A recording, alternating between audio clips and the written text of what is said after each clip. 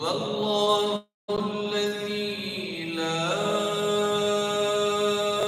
إله إلا هو عالم الغيب والشهادة هو الرحمن الرحيم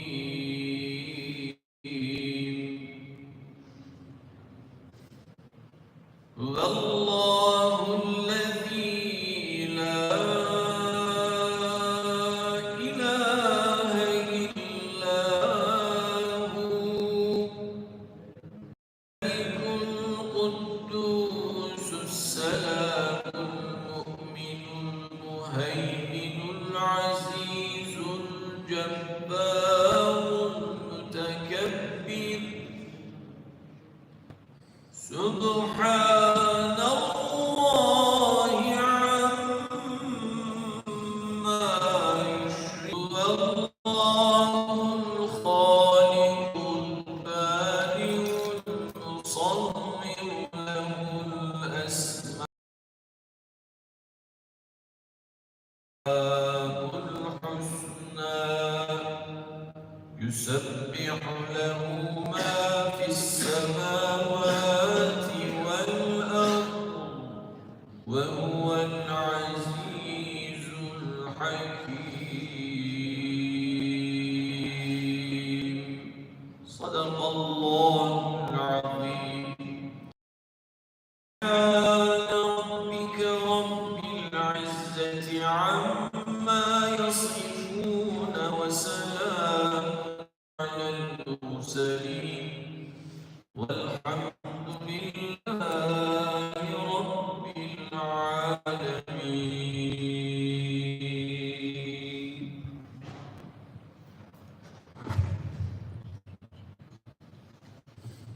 Bismillahirrahmanirrahim.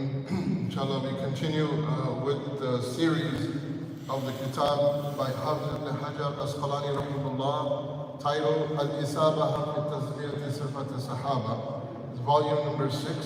Today we talk about an individual Sahabi which shares a very unique name.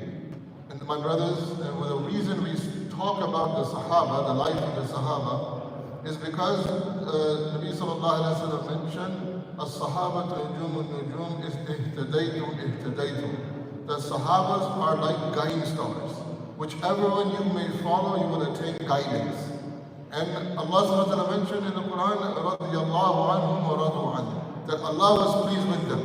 So what are the qualities or what are the sifat that they possessed for them that they were successful in the eyes of Allah subhanahu wa ta'ala? All of them, all of the Sahaba were successful in this dunya and they left this world with the pleasure of Allah subhanahu wa ta'ala.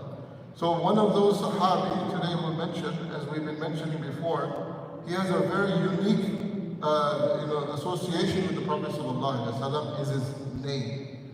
His name is Muhammad ibn Maslama radiyallahu ta'ala. Now Muhammad was not a common name at the time of Nabi sallallahu alaihi wasallam. Nabi sallallahu alaihi wasallam's name is Muhammad ibn Abdullah. This was very unique. No one else had that name in Makkah. However, at the same time, there was one Sahabi who was born in Medina who also had the name Muhammad. And later on, people started to keep the name Muhammad in the children of the Sahaba after they became Muslim. But in the beginning of Islam, the name of Muhammad was very unique. So this Sahabi of Nabi sallallahu alayhi wa sallam, so he became Muslim on the hands of Musab ibn Umair radiallahu anhu when he gave the dawah in Medina.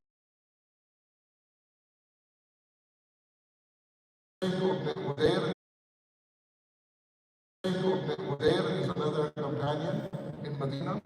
But however, he saw the character and the akhlaq of Musab ibn Umair radiallahu anhu, so he became attached to him and he became Muslim.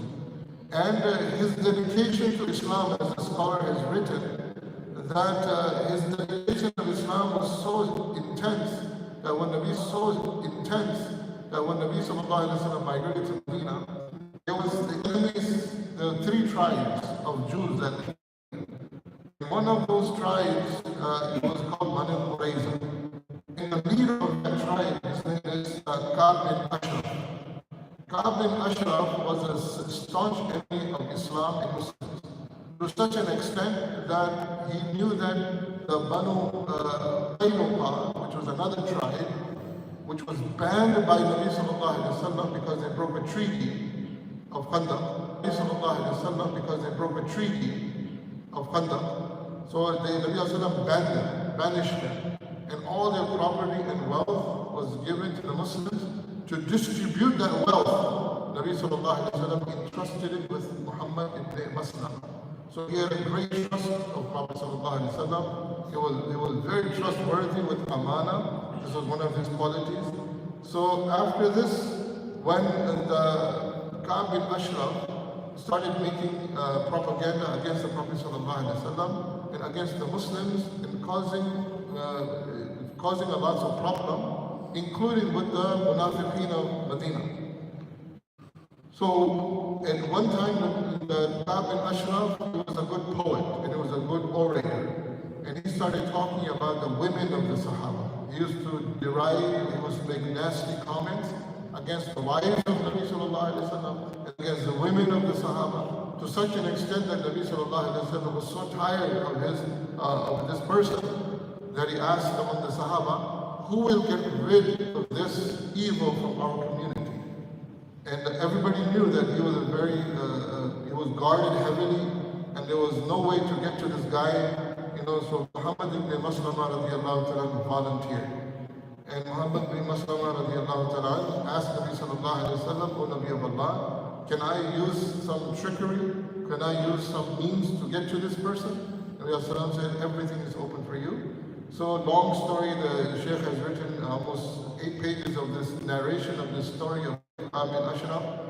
But here just to say that at the end that he stopped sleeping, he stopped eating. So Nabi Sallallahu called him one day, O Muhammad ibn Maslama, why do I see you very weak? He said, O Nabi of Allah, this task is very upon me. This task is very difficult upon me. He said, make dua to Allah, Allah opens your heart. Alam nashrah laka sadrak. He said, recite these verses and open your heart, so Allah will give you the means to accomplish your task.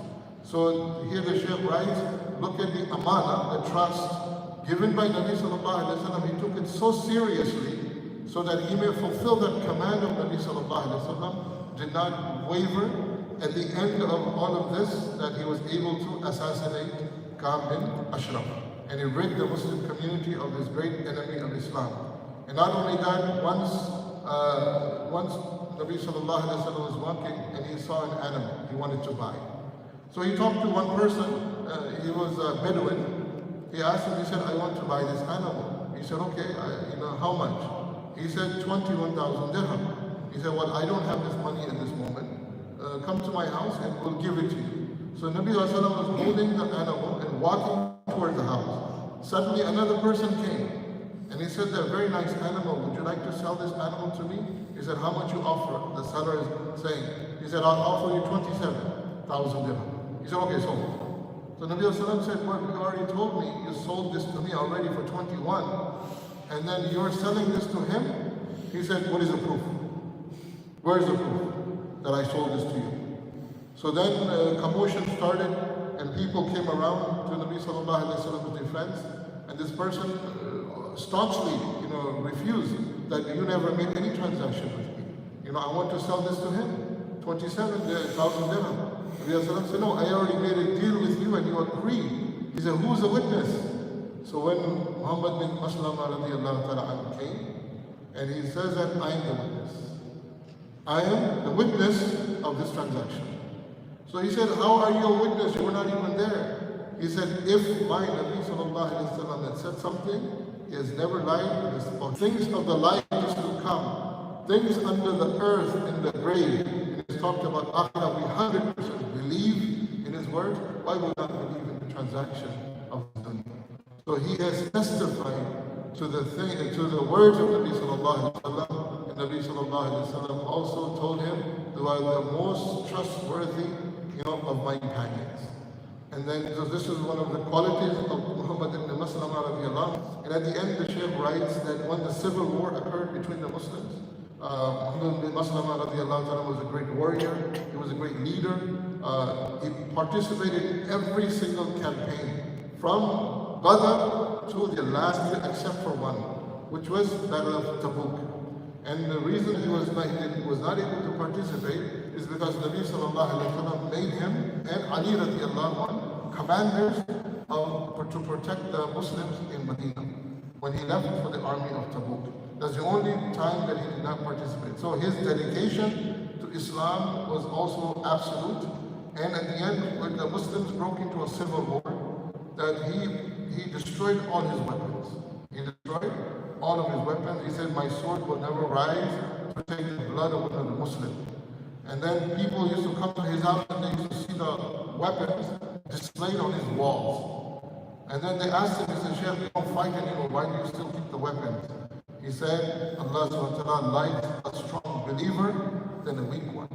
Allah subhanahu wa ta'ala has always mentioned that a Muslim should also always carry a weapon with him. So he used to carry a wooden sword, in his lifetime after the civil war of the Muslims. And he died, at the Khilafah of Uthman radiallahu ta'ala. Again, the name which is very specific to the Sahabi is Muhammad ibn Maslama radiallahu anhu.